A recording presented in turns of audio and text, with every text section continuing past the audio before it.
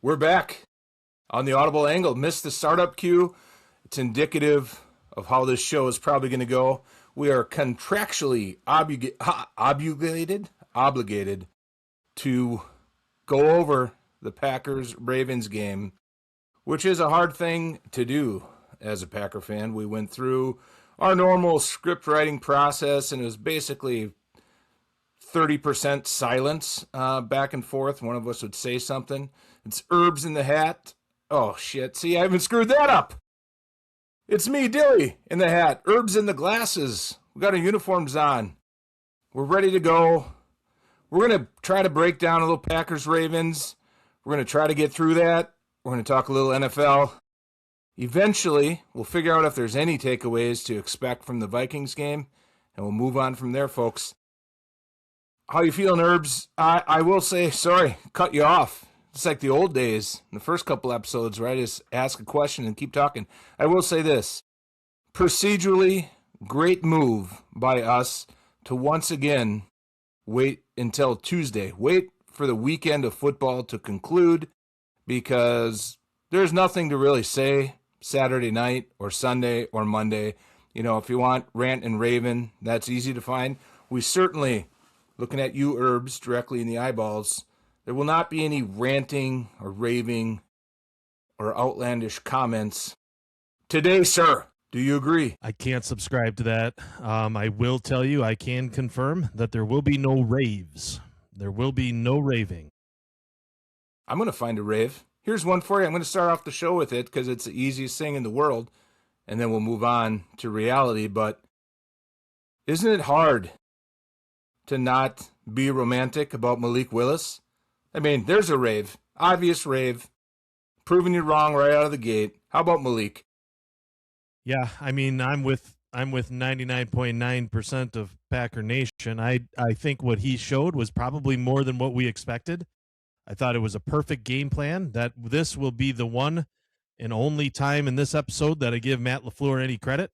I believe that his game plan was appropriate for the quarterback. I saw some unique play calls. I saw some play calls that were specific to Malik, and I think that obviously shows that there was some work throughout the week, some thought put into what we were going to do on offense, and Malik proved it out. And let's be honest, and we're no different than the national broadcasters there on Saturday night, maybe in the fact that we don't get paid half as much as those guys to do basically the same job as they're doing. But I will tell you that Malik seemed to be playing for a next job. He was fully aware of that, and I think quite frankly, he played through two injuries on Saturday night. I think he had obviously the shoulder injury when he went in for the second touchdown. I think he also kind of tweaked a hammy there, but came out for the next couple of series. But I thought he looked great throwing it, which he always has. I think he showed us that he's got some talent with the run game. His play actions were spot on. He saw the field essentially well. He picked out the right receivers, and frankly, Dilly, I don't know if I can recall a missed pass. I mean, he hit all of his receivers. I know there was that. Was it on him with Wicks? Was that on Malik, or was that the series that the backup was in for? I believe it was. What broke up the completion streak was a pretty clear right in the breadbasket drop by Chris Brooks, and then yes, I believe there was a Dontavian Wicks, give or take whether you call that a drop or it would have been a tough catch. I think it was behind him, but yeah, nothing, no glaring weaknesses. We'll put a wrap on the raves and highlights.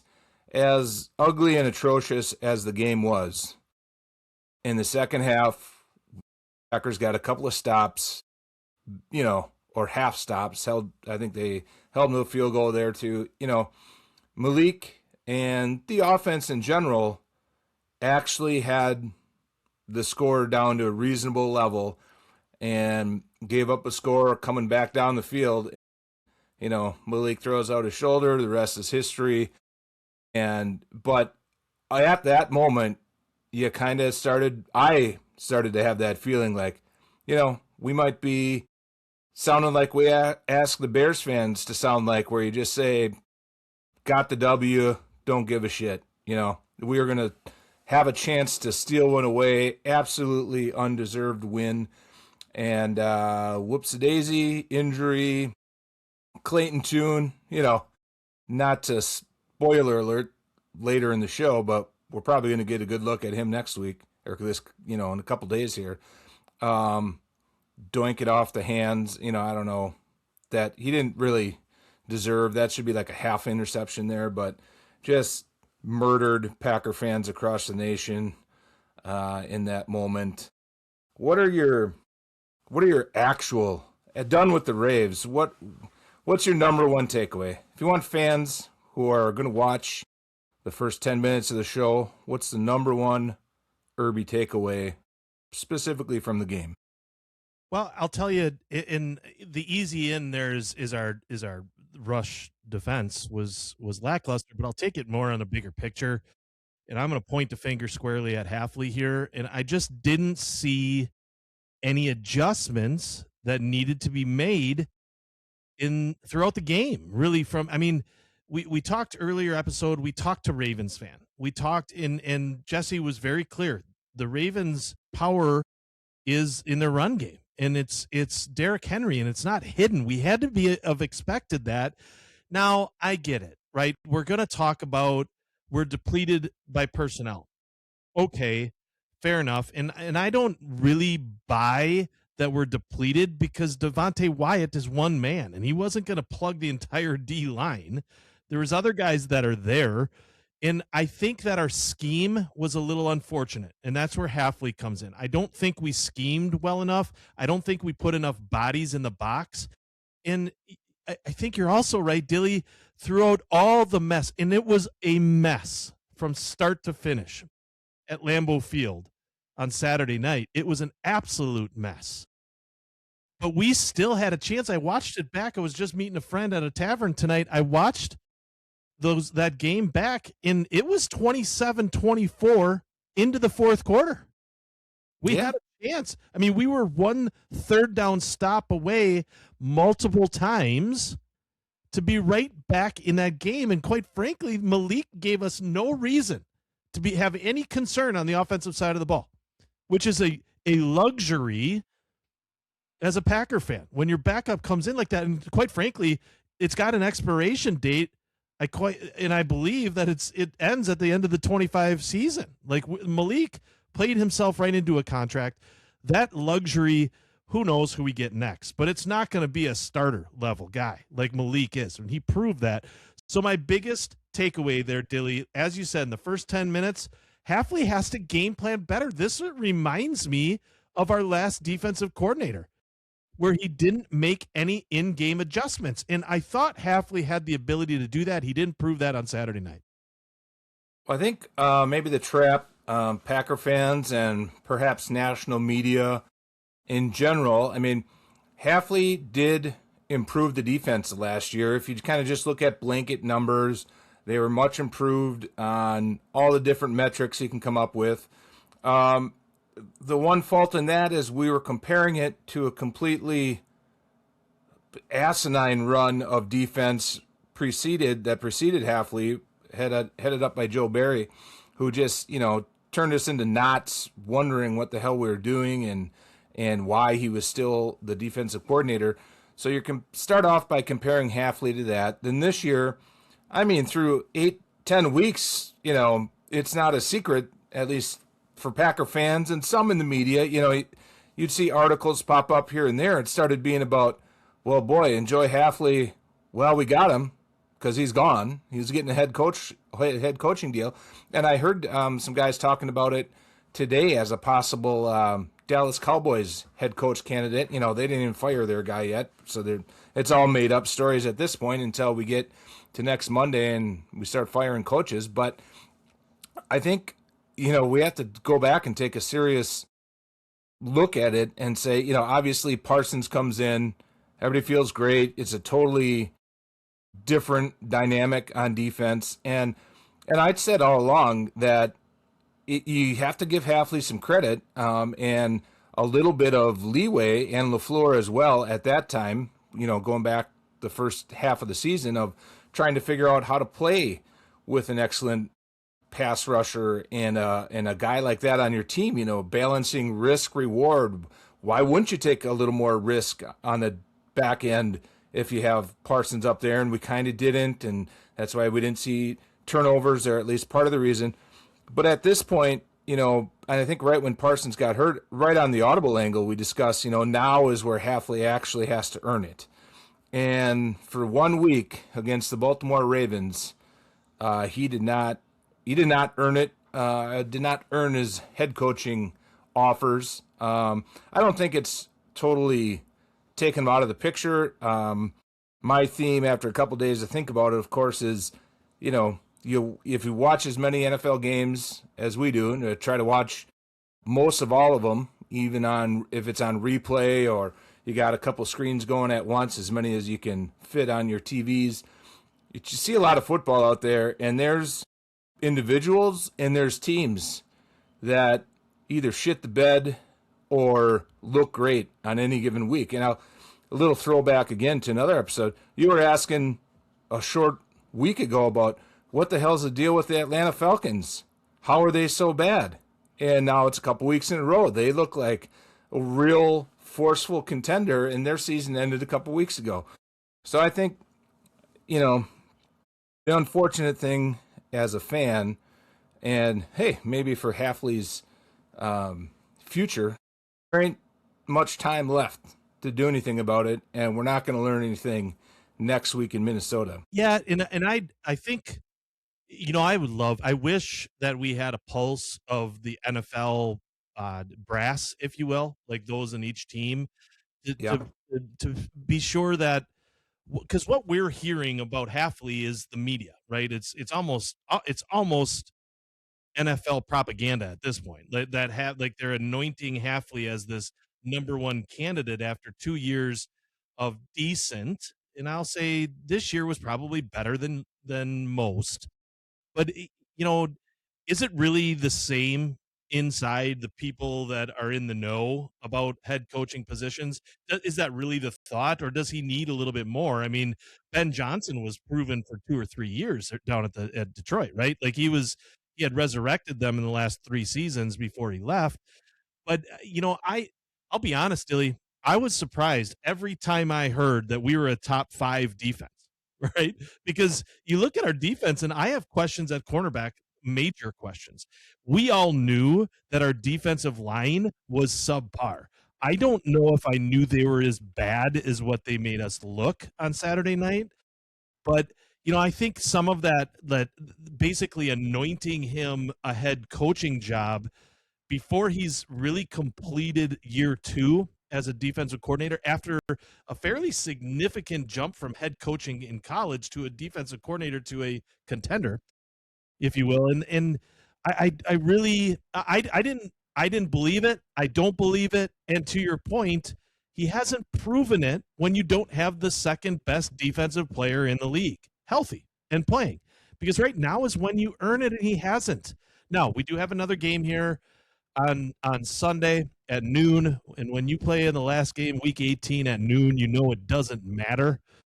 And it probably doesn't matter for the fans either way. It'll be Packer Nation that are watching that. Great for whatever. I think CBS got it, but there'll be some good viewership there just because we're too stupid to not watch it.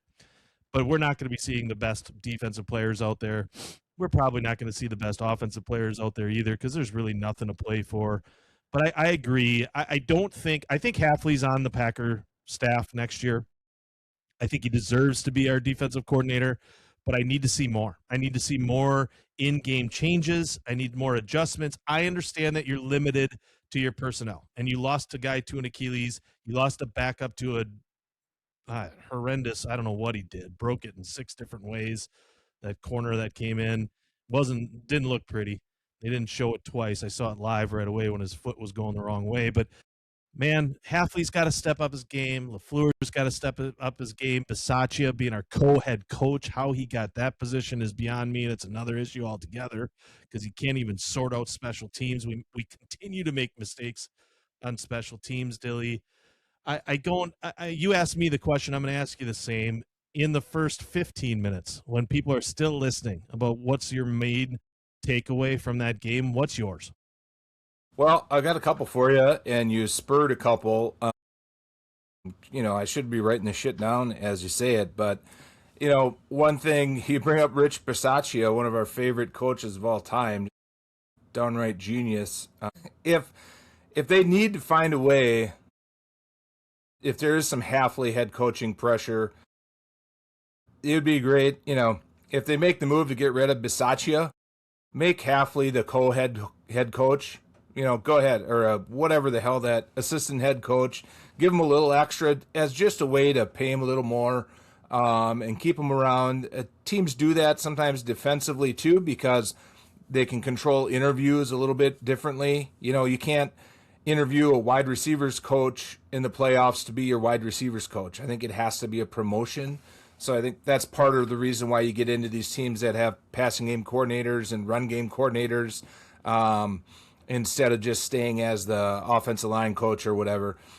You brought up Ben Johnson, and I think Halfley, he seems, like a reasonable guy. He's not just a jump all over the place kind of guy. At least he seems that. We don't know him personally. I don't anyway.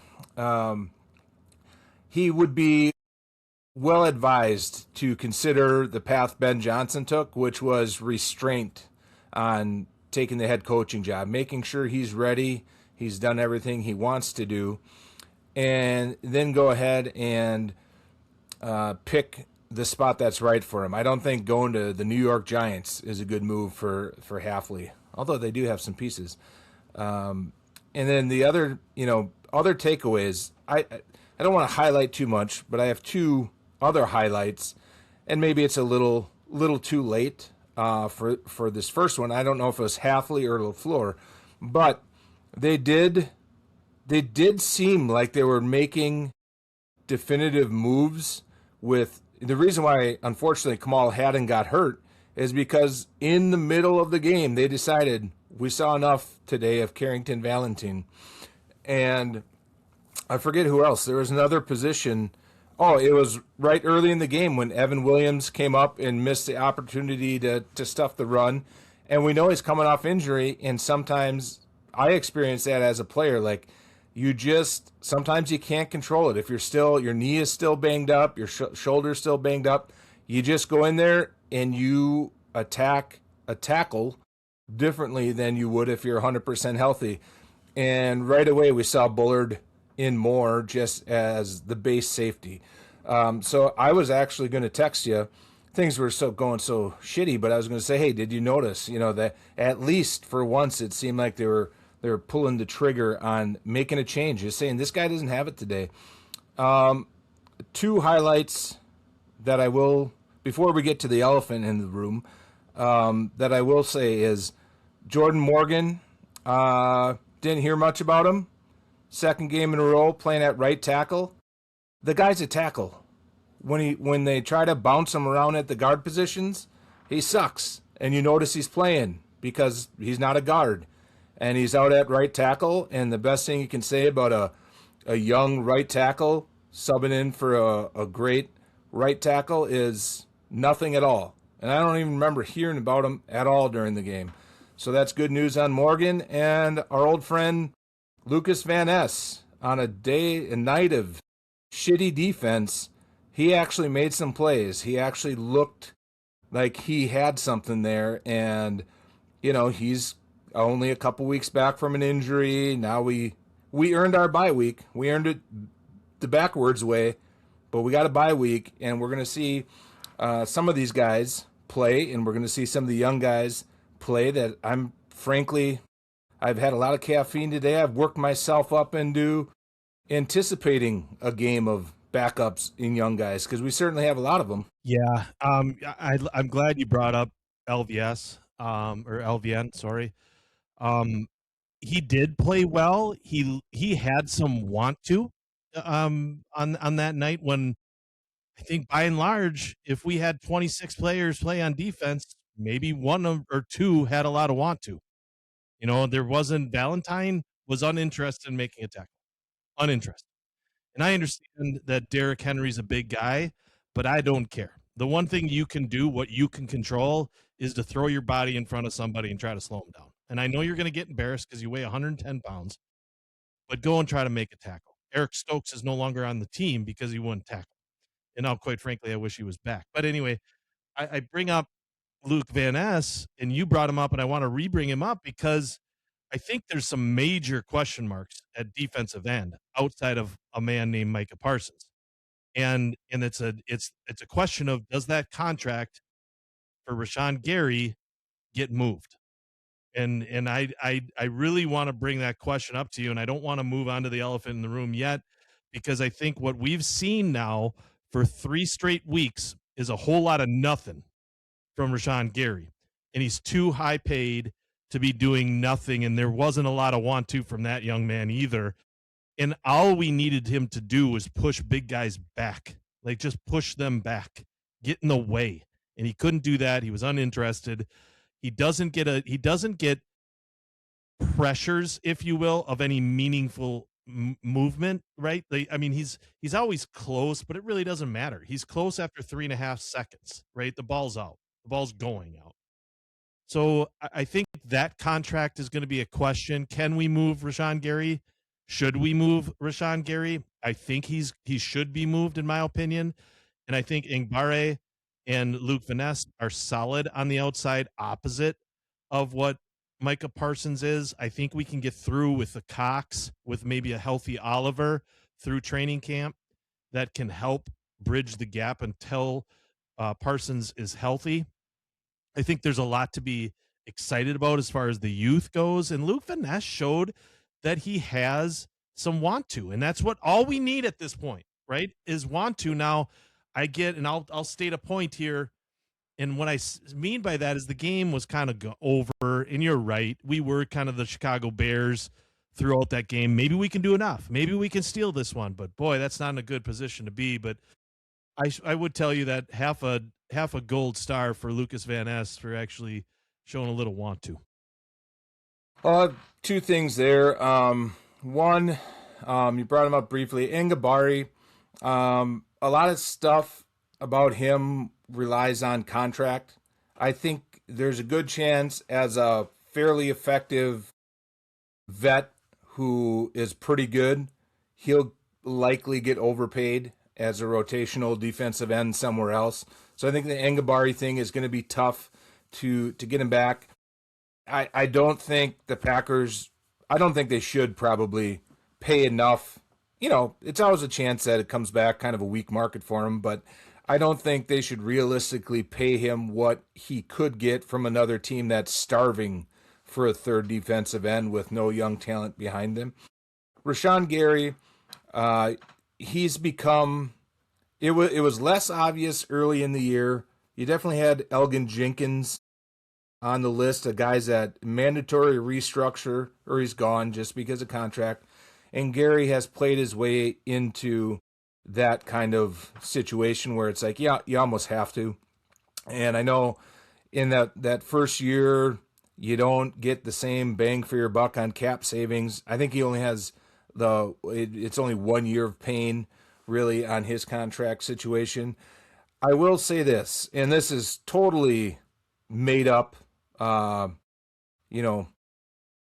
out of thin air, but I would not be shocked at all at the end of the year to find out that Rashawn Gary has, a mid-foot sprain week 6, and he's been quietly playing through it, and you don't think it happens anymore in the NFL, but it does. Every year there's some guy, he actually played through a torn labrum. Usually that's a receiver, and you have him on your fantasy team, and you're like, what the hell's wrong with this guy?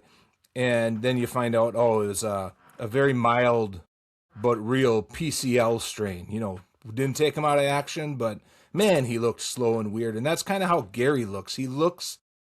If, like you said, if there's one thing you think the guy could do, because he's always been able to do it, just bull rush. Just knock the shit out of somebody, maybe be out of position, and do that. And you see some plays in the Denver game. I just saw a clip of him and Parsons chasing around Bo Nix, and he just kind of pulls up. He kind of pulls up. He kind of looks slow. And I hate to ever put on a player that, that they don't have it, they don't want to. Usually there's something else wrong. There's a slight muscle pull. There's a something that, you get into the season, you get nicked up and you can't do your normal maintenance. And it's a hard to perceive loss of strength. His legs might have gone something, we don't really know, but all I'm saying is it's not an excuse. It's just saying it's one of those types of performances where I wouldn't be shocked if somehow in March they say, well, he was playing through a calf strain or, had tendonitis or gout. Maybe he has gout, heavy drinker. We don't know. Something like that. And in which case, maybe they have some optimism.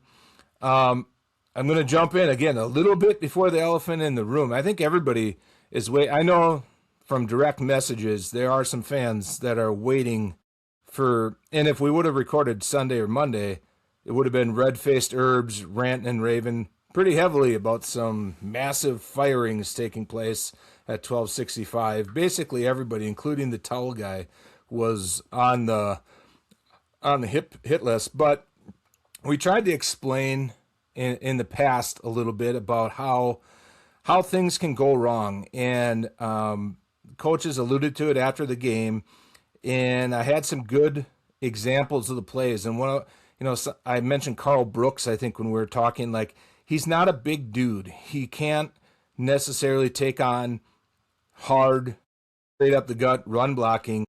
And you have a choice. And I swear you don't see it as much in the NFL. It used to be, and coaches, being a coach for a little short period of time and being around a lot of coaching, it's like if you're getting double teamed and you're getting pushed around, you fall to the ground. Like you make a pile. You don't get pushed back 2 yards. And I don't know if that's as much of a concept in the NFL, but what you see some guys do when they can't hold up, they're picking a side. They pick a side quick and they rely on their instincts, and which is not so bad in the pass rush depending on who the quarterback is.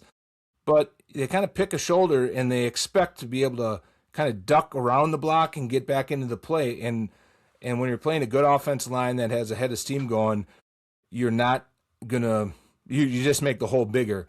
The specific play that overruled whatever play I had in my mind there was because I was watching NFL Good Morning NFL, what's it called? Good Morning Wake Up NFL, whatever's on the NFL Network. Can't think of the name right now. Good Morning Football. And of course Derrick Henry was up for the run. I can't even think of angry runs. It's up for angry runs with the Derrick Henry force push. And what I noticed when they showed that play 780 times throughout the day and you had to watch it is Carrington Valentine comes in with a punch to punch the ball.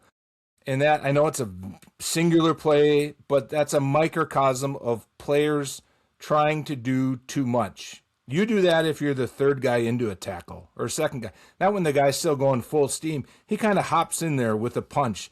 And I think when you get into a game where your defense gets blown apart like that, and you hear coaches say, every guy just has to do his job. That's all they have to do. That's the kind of shit they're talking about is guys didn't believe in themselves enough, or, maybe Halfley didn't have the right. They talked about alignments being incorrect and stuff too. And they just resorted to trying to do something out of the ordinary. And I'm carrying on. I'm going to go soccer analogy. When I first started watching a lot of soccer, it's because football, some people call it. I watched a lot of European soccer because it's on at 6 a.m. and I was up by myself drinking coffee. That's great. And at times when I get behind, I'd hit just one tap on the fast forward. And when you do that, you see the lines here like this. You see them moving. It looks like foosball. And it's not a direct correlation to football, but it's like that's what you want to see on the defensive line. You have to hold your ground as a unit, and then the linebackers, the second line of defense should be right there kind of fitting in. They talk about run fits, and it didn't look like that. It was one guy's pushed back, one guy's diving in, so you have a gap depth-wise on the field, and you have the sideline gap, and that's why we got blown apart in the run game. Is we should have looked like a foosball table, tightly packed foosball table. That's what you want. Yeah, I do want to. I'll make a comment, and our loyal listeners are not surprised to hear your take about Valentine, because glass is always half full for Dilly. Well, it's not for me, and I'm going to be very specific and clear and not say the word that I want to say, but I believe Carrington played. If I was his teammate, I would be questioning his manhood, if you will. That was a very soft play. I already mentioned in this episode that I think he made some business decisions that were not to get dirty. That was one of them, and it was an embarrassment. And you're right. He was maybe not even on the ground when 260 pounds of Derrick Henry was going after him, and then leaned in and then basically threw him 6 yards. But that is a microcosm of not a lot of want to, and I will stand by that. I don't think our defense had a lot of want to. Hey, don't get me wrong. It's pretty easy when you're getting your butt kicked for 3 quarters not to have, and it, quite frankly, it was all 4 quarters that we got our butts kicked. It's easy to make business decisions and not care and not have a lot of want to, but it's a professional game. You get paid a lot of money to do that game. I'm not telling you to put yourself in harm's way, but I am telling you to do your job, and I agree. I do want to. We've got to jump into this. I've probably been on this bandwagon for. I looked at the schedule. I think I started being on this bandwagon after the October 19th Cardinals game. So this would be the 11th straight week I've been on this bandwagon. And I'm going to put it as a question because everybody that listens knows my stance on this, and I will come back after you answer this. I will come back with some very specific times, 2 very specific moments that I question if he is the right person, and he being Matt LaFleur, to be at the helm, and should we? Because quite frankly, 10 weeks ago, it started as a whisper here on Audible Angle, a couple of comments, and it has slowly gotten louder. And I believe I text you the following day, maybe the next morning, of, boy, we've got to start questioning this. And now it's not being questioned just on Audible Angle to our 200 plus listeners, right? Our 24 plus subscribers. But it's national news now. There's a delay on subscribers too. They don't put them all up at once. Just so you get the full effect here. Our videos combined. Well, shit. No, I don't know where to find it. That's how smart I am. But yeah, we had something like, we've got like 50,000 total views. Now I know some of them are 10-second shorts. Yeah, we count those though in this business. Yes. I'll go ahead and say it for you. People have watched us for over 100 hours, so that's fun. It's 20,000. Sorry, it's 20,000 in the last, 30 days. It's the Fire Matt LaFleur, and I have some news for you, Urbs. You are perhaps alone on Audible Angle, but in life, you are not alone. Every single fantasy football text chain I'm in, of which there are many, much like our listeners, there are many, even more viewers. Every single one had multiple guys saying it's time. This is the stupidest shit I've ever seen. The only thing, and you're going to come back with pretty specific moments on, I just hope one of them isn't the late challenge, because that one actually makes sense this week. And I don't take credit for knowing that. That was I think that was Pack a Day podcast where I got that breakdown, which I hadn't even thought about it much, but I was listening, and he broke that one down pretty good. So I'll nip you in the butt on that one. I assume there's many more, and I'm going to nip you in the butt a little bit, and then you convince me, because I have changed my mind on here before. Some people call me a waffler, or that I go both ways on a lot of this stuff. But I am not currently in the fat LaFleur. Whoa, imagine if LaFleur gained 50, 60 pounds and we could call him Fat LaFleur. Wow. This is the fat audible angles, it's not fat LaFleur, but it is Right. the fat audible angle. How do you feel about Fat LaFleur? Just let it out and just tell us and give us the examples. All right, first example I have, and this is a statistic. In the last 3 years, the Green Bay Packers are 7 seeds. The NFC. It's not good enough. In last episode or 2 episodes ago, I talked about the last 5 years. In 2020, which he was at the helm, 2023, he was also at the helm, and we did make the NFC Championship. So there is some positives there. But the last 3 years, which you're judged on, what have you done for me lately? In the NFL, it is not for long. And quite frankly, I think it's been too long here in Green Bay, Wisconsin for Matt LaFleur. And he's going to land on his feet. He's going to be an offensive coordinator somewhere so they can deal with his subjectively wrong play calls in the moment. My second point is an obvious 4th and 3 inches. And boy, I believe the last episode that will be airing later this week, because it is on a specific Stag Bowl topic, which, man, we are trying to climb out of the worst podcast ever by stretching our knowledge base into the Division III college championship, which I believe we've done a good job with the help of one of our friends. But anyway, 4th and very short. We're going to make it harder on us, and we're going to go into shotgun, and we're going to stand right next to the one running back, and we are going to call a draw play. That is not an audible play call. That is a play call directly from our offensive coordinator, Mr. Matt LaFleur, to the headpiece of Malik Willis, and he calls a draw play on 4th and 4 inches. It's the wrong call. It's the wrong call then. It's the wrong call tomorrow. It's the wrong call next year. It's the wrong call in the first game of next season, the 3rd game, the 18th game. It's the wrong call. And the reason that I say that is his game plan was to get Malik Willis outside of the pocket and use his legs. Why not use it then? 3 inches is not very far. They're not that stout. We can get 3 inches because that's a subjective call by the linesman. We should get it. Now, it wasn't even close. The 3rd point, and specifically I'm going to fast forward to after the game.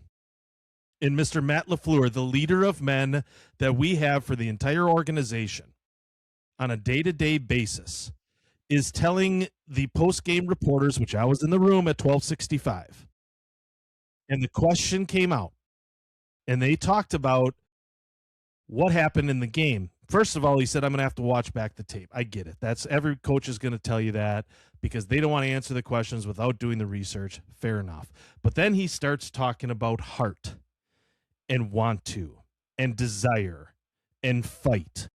Do you know what that sounds like, folks? Listeners of Audible Angle, that sounds like a loser. And I don't want a loser leading the team for the past 35 years has had leaders such as Aaron Rodgers, Brett Favre, Jordan Love. And we've got a lot of talent, more talent than what needs to be. And quite frankly, the NFC this year is quite soft. We know that. We'll see that, I believe, bear out in the playoffs. I think we'll have some surprises, but it's a soft NFC this year, and we are the 7th seed, and we're limping into the 7th seed. Matt LaFleur would probably sit across the desk from me, and he'll tell me, Eric, that there's a lot of injuries. There's a lot of intangibles that have created this season. That's when the best coaches coach their best. And what we don't have in Green Bay, Wisconsin is one of the best coaches. And people will tell me, and I'm sure Jim Dillenberg will tell me, that the grass is not always greener on the other side. I would like to try the grass on the other side. And I have had a few days to come off of this. I actually didn't dislike some of his play calling, but in the moments, the biggest moments that matter in that game, he was dead wrong.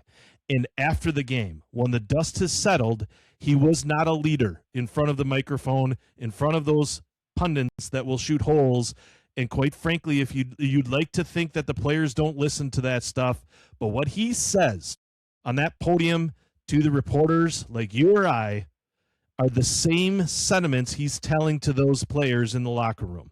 And right now, I don't see a lot of want to, which is a direct reflection of their leader.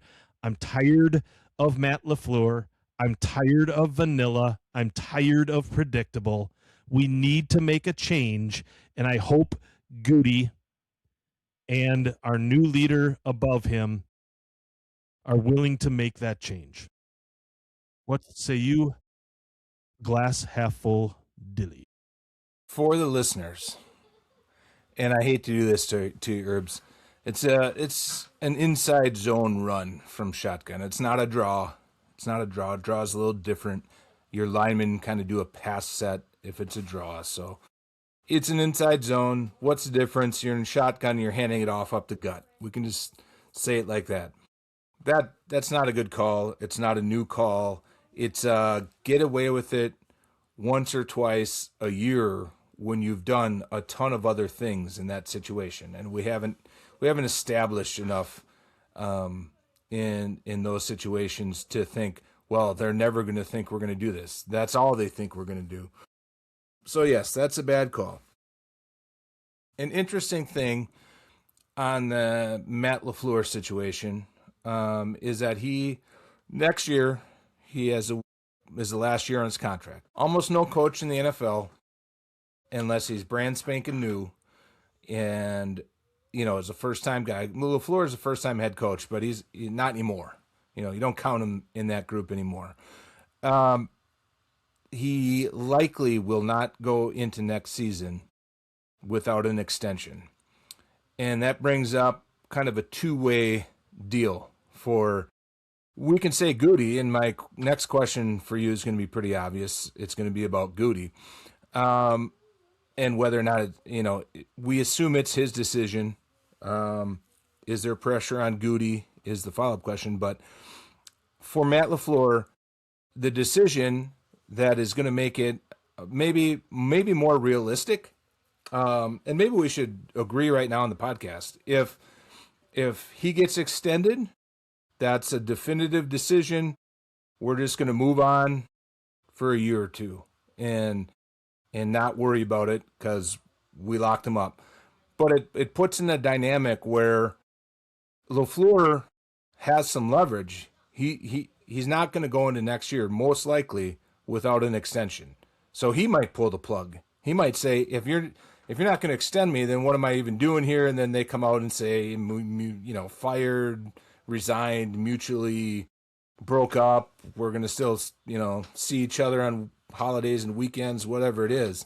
So there's a real possibility, regardless of how shitty we looked in that game or whether we lost 3 in a row now or 3 in a row in week 3, this was going to be a situation when they decided not to extend LaFleur and Goody, Ed Policy, when he made that decision, he was punting a little bit, and on purpose to put a little pressure on, but they punted that decision, and they're gonna potentially, depending on what happens, they could win 2 playoff games. And you mentioned the NFC. I wouldn't necessarily call it soft. I just call it there's not a clear-cut favorite.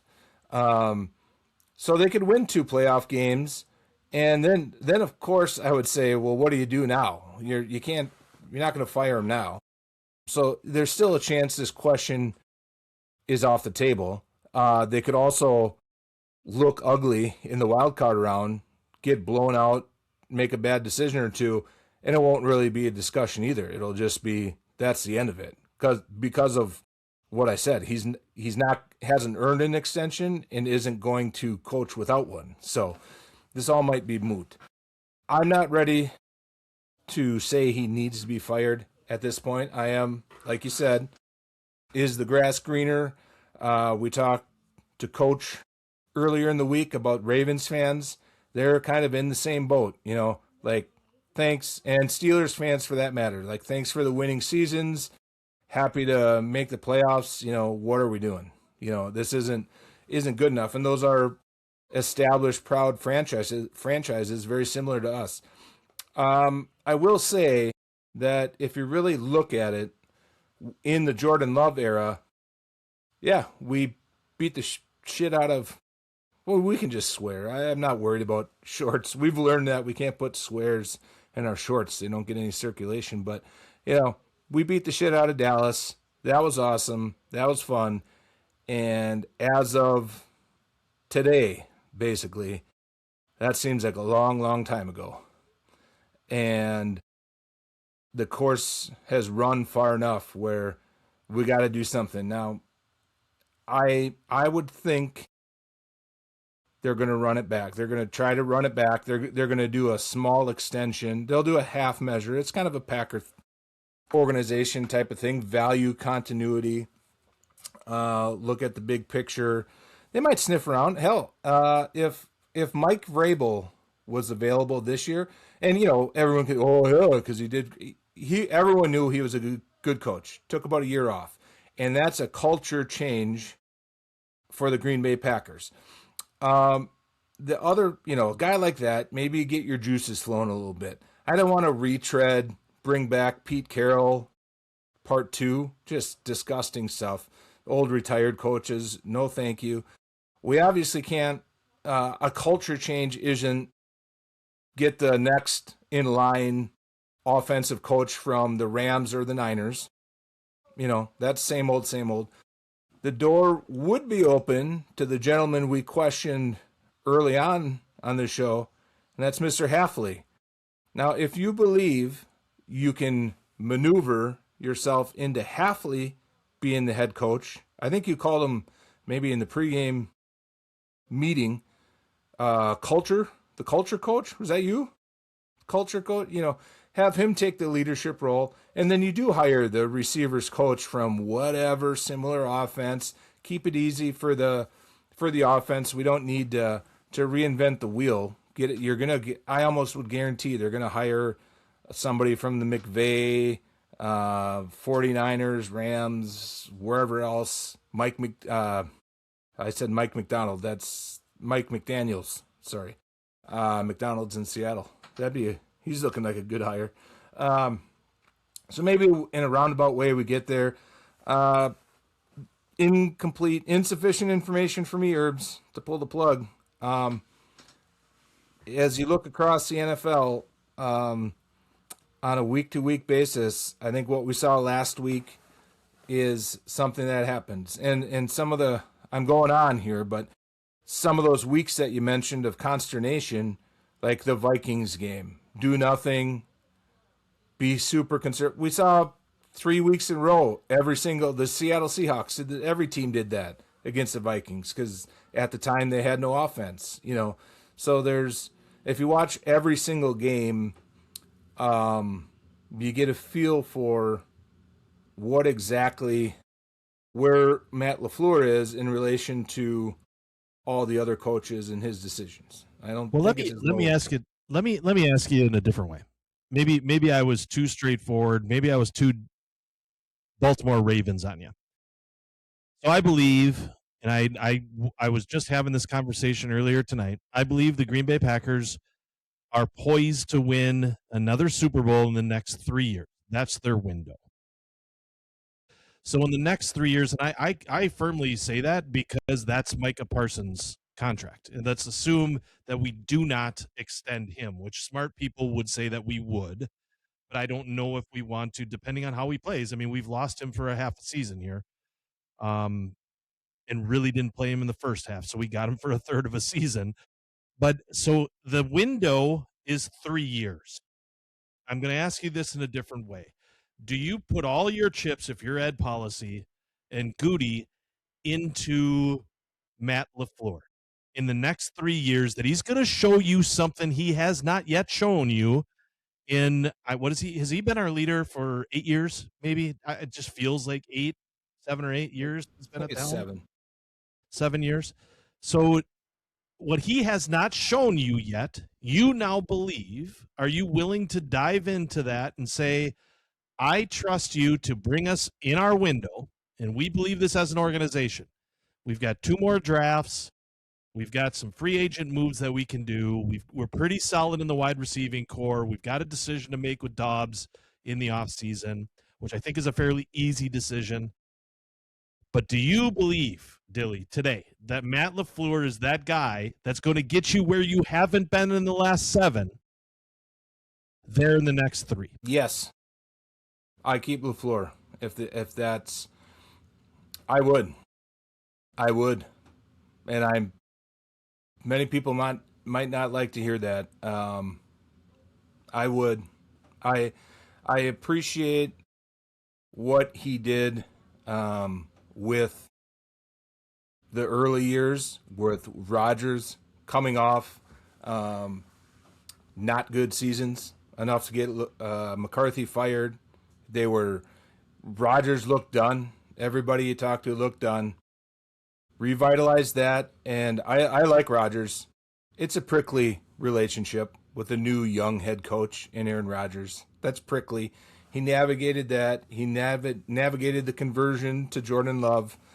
And what I will say will sound like what I said about Detroit 2 weeks ago. What I would prefer to do to give us the best chance over the next 3 years.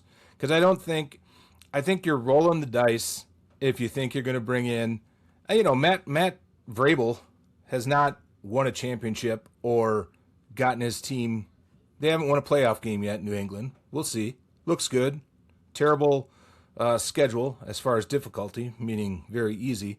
I think you're completely rolling the dice if you go, because you have to. That's the other thing with some of these things. There's always a GM decision in there. If you're getting rid of LaFleur, or you're getting rid of Goody, and because Goody can't draft anybody in the first round, do you hire somebody to come in and do our early picks, and then Goody picks offense lineman in the 5th round? Maybe.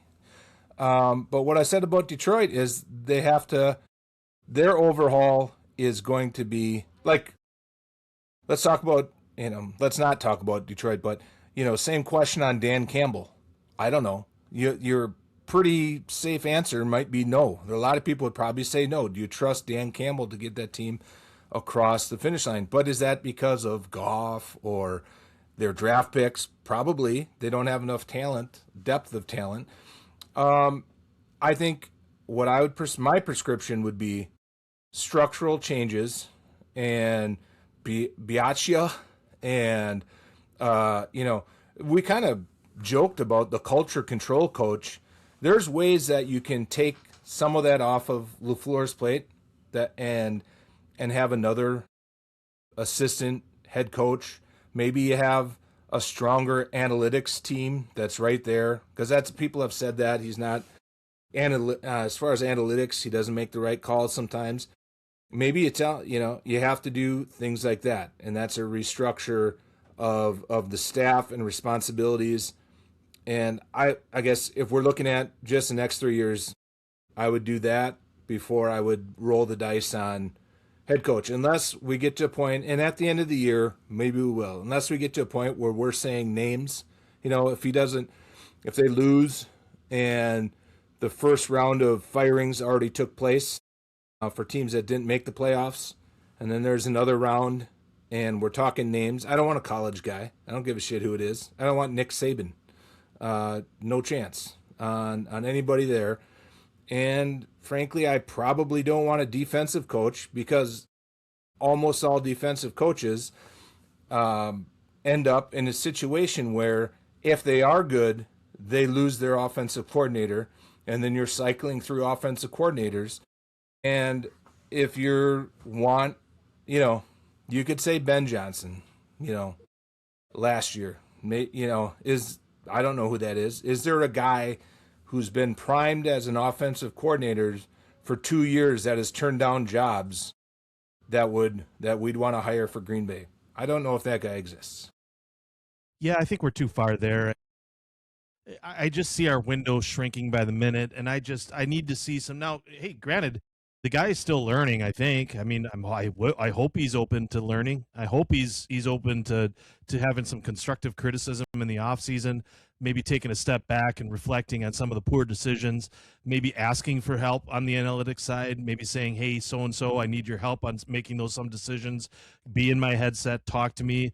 in quite, because right now I just feel like he's faking it to make it, and that's not what you need on a leader on the football field, because those decisions matter. And I get it, they're all very quick decisions. I want to parlay this question because I think it really boils down to him. And I know there's 53 guys that do the job, right? And they have to do their jobs, and they have to do it well, and they have to make plays, and they have to put in the end zone. But is it playoff panic? What's our playoff what does success look like in the playoffs for the Packers?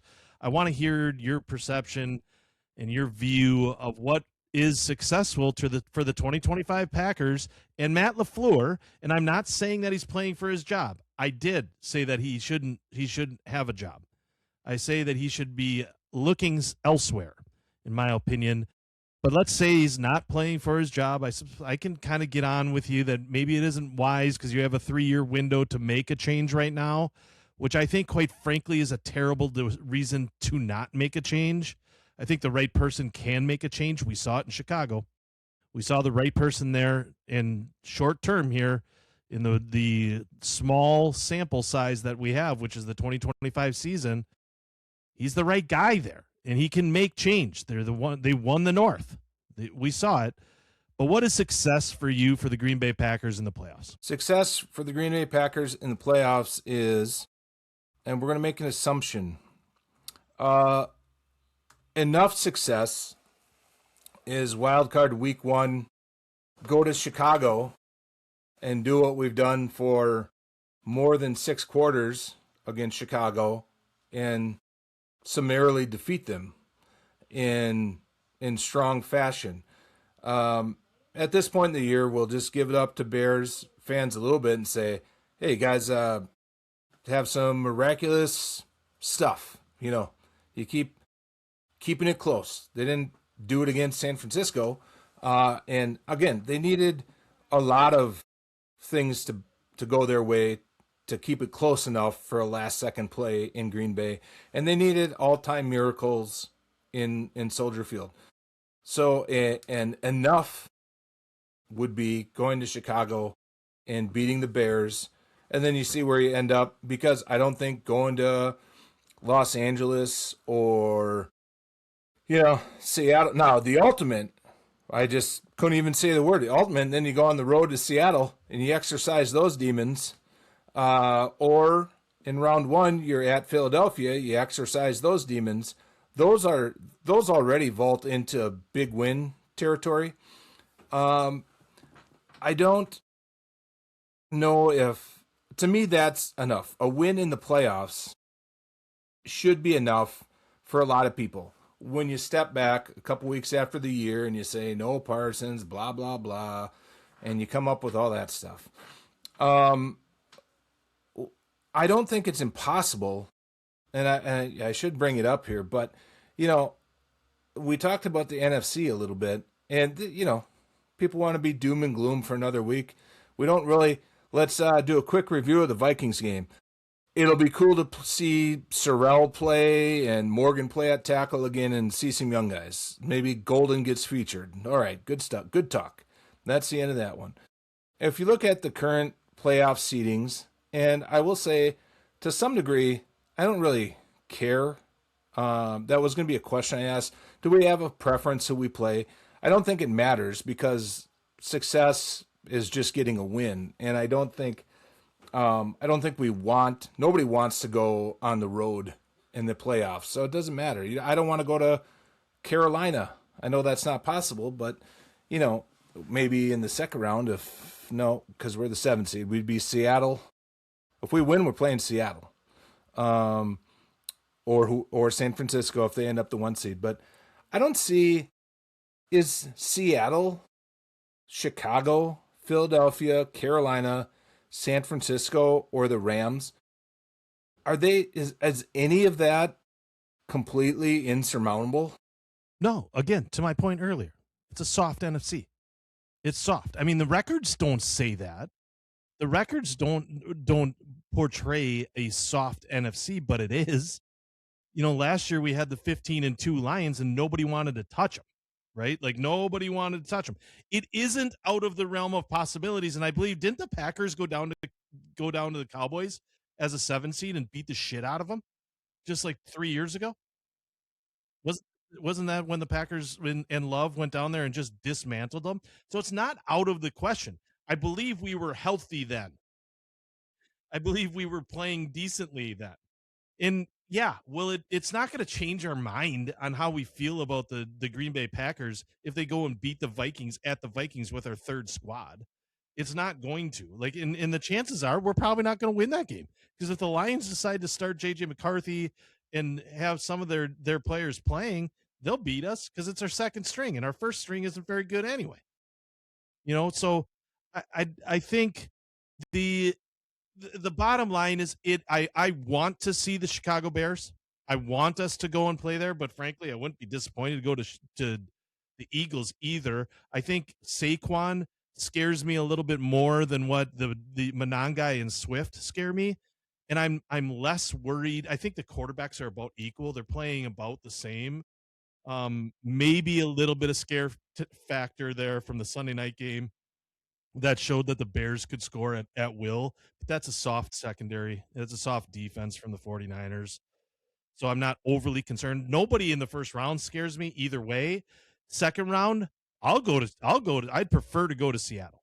I think the 49ers and the Rams are the two teams to beat in the NFC right now.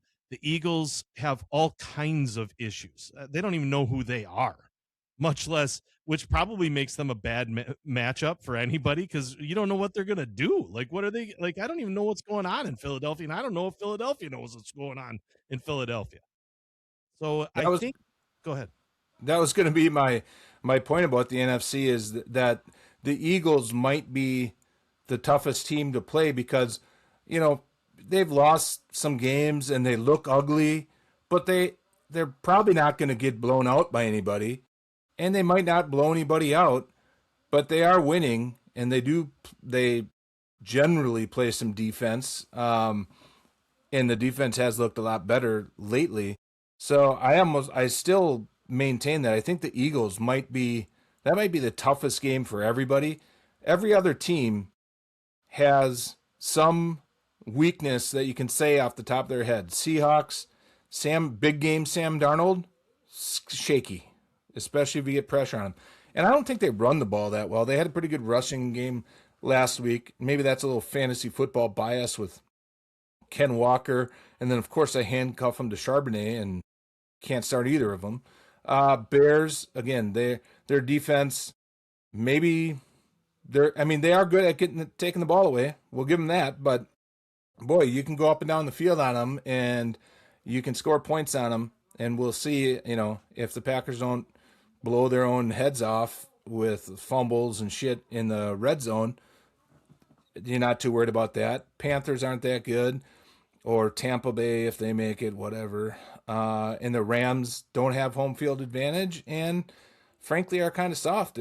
They're not going to come to Lambeau, but if they do have to go on the road, they're kind of soft. San Fran, I still don't understand how they're so good, and I don't understand how McCaffrey's healthy. He should be tested for nanobots or something other than steroids to magically become healthy in the season that they've used him more than ever and relied on him catching and rushing the ball. And that's all the teams. It's just and the Packers have glaring weaknesses of can't stop the run and weak corners and inconsistent, they don't have a good defensive and offensive game at the same time. Pretty obvious stuff. So I think also one thing that I think that you kind of touched on in your point before this last one here is I think the Bears' luck has run out. Like, and that was maybe that we saw a little glimpse of that on the Sunday night game. Like they finally ran out of magic, and that does happen in a season, right? Like you can't keep winning games on the last. I think there was some crazy stat that Williams had come back and won in the last series in 10 games this year. Some ridiculous stat. I don't remember it exactly, but they have won a lot of games in the last series of the game, and we saw it firsthand. I mean, both of the games came down to that too. I prefer to see the Bears. I prefer to push them out of the playoffs. I do not prefer when we do get that matchup and Bears fan beats us for the second time out of 3, because that's going to be a long off season with any Bears fan. But I think that it's hard to beat anybody in the third game of any series. We know that from our baseball history. We know that probably from our football history. I really am looking forward to our conversation next week after we see where all this jumbled up NFC and AFC gets down to, and we really can talk matchups in the playoffs, because I think there's going to be some intriguing matchups on the AFC side as well as the NFC side. I'm not throwing the towel in on the Packers. I think there's still a little magic left. We got to get Love healthy. We do get this semi-bye here this week because we will not see Love. I doubt we see Malik. We won't see Jacobs. We won't see Tom. So maybe he gets healthy. And maybe we're as healthy as we can be that first wild card weekend. And we can make some magic. We still have good offensive players, and we still have enough defense that we can be dangerous. We're 5th or 6th or 7th right now. I don't know where that horrendous game puts us now in overall defense, but I still would say we're top 10 defense. So we're not, terrible, but we like to be, I specifically like to be doom and gloom here in Green Bay country. And a lot of it is warranted. We're going to be on a 3-4 game losing streak going into the playoffs. We limped in. I will say one last point here on maybe refuting a little bit of your, Ben Johnson is all flowers right now. Turned the Bears around. They're fighting. He's taking his shirt off. Everything's cool. They're in, and they have some time left. I know we accuse Caleb Williams of being a 4th-year guy or a 5th-year guy or a 3rd-year guy. He's a 2nd-year guy. It's season number 2. They got this year. And hey, we've been saying it all day about the NFC. Maybe they make a run. It wouldn't be the craziest thing to ever happen in the history of sports if they did string it together and get through the playoffs and make the big game. Then they got next year, and then you're going to be entering into the pay your quarterback a shit ton of money era. And, guys like Odunze and some, they're going to have these problems that the Packers have been navigating already for the last 3 or 4 years, and they're going to have to get real creative. The biggest thing Chicago did, other than Ben Johnson, is they really fortified their offensive line. And again, this is more of off-season talk, but they went with I don't know if I say his name right, Thuney from Kansas City. He's great, and he's over 30, and that's a 1 or 2 year fix. We went this year, way better decision for similar money or less money if we went that route. Aaron Banks hasn't looked great. He's a young guy. He was banged up. We'll see in the long run how that looks, and in the long run, if it's a contract to get out of after 2 years or possibly 1, bite the bullet on Hobbs and Banks. At least Goody has shown an ability to navigate some of that stuff. We'll see on Ben Johnson. Good, excellent start, an all-time start. And when the screws start to tighten, we'll know more on what they have. Is there anything, we already covered who you want to play the Bears. I don't really give a shit because it's win or go home, and you're the 7th seed. You don't really get to sit back and hope for much. You're going on the road against the best available team. So it's not a great spot to be in. Is there anything before I think we wrap after our shortest ever podcast here? And I will hit some promos for our upcoming shows. You mentioned it, Stag Bowl, UW River Falls, probably our most informative podcast because we didn't know anything about the River Falls Falcons. Didn't know much. And if you watch that one, you're going to know a lot more about them. Is there anything that we didn't mention that you want to see in the Vikes game on Sunday other than young guys? Get through it healthy. Don't healthy. Get stupidly hit or injured, because there's no gain. There is absolutely no gain. I wouldn't mind seeing Oliver play. I want to see what Cox has to offer. some of those guys. But overall, just get through it healthy. Don't get blown out and get, I guess I don't even care if they get blown out. But I don't want to hear Druzy talk. Thank you for your time this evening, Herbs. See you, Dilly. Another good episode. Later.